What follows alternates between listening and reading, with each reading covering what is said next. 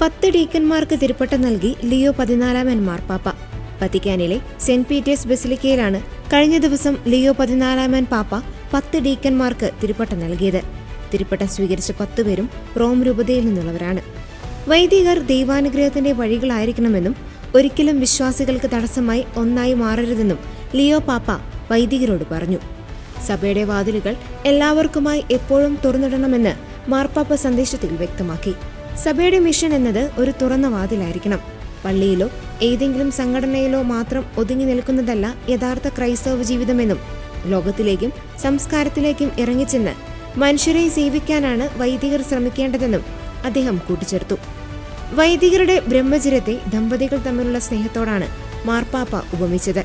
ദൈവരാജ്യത്തോടുള്ള സ്നേഹത്താൽ പ്രേരിതമായ ഈ സമർപ്പണം കാലത്തിനനുസരിച്ച് പുതുക്കപ്പെടുകയും പരിപോഷിപ്പിക്കപ്പെടുകയും വേണം.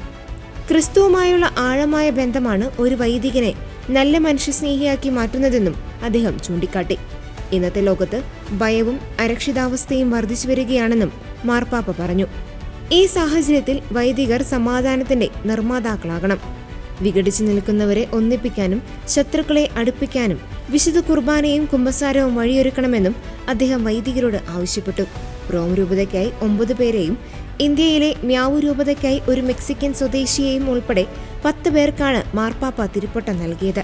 സഭയുടെ മിഷൻ എന്നത് ഒരു തുറന്ന വാതിലായിരിക്കണമെന്ന വലിയ സന്ദേശത്തോടെയാണ് ശുശ്രൂഷകൾ അവസാനിച്ചത്.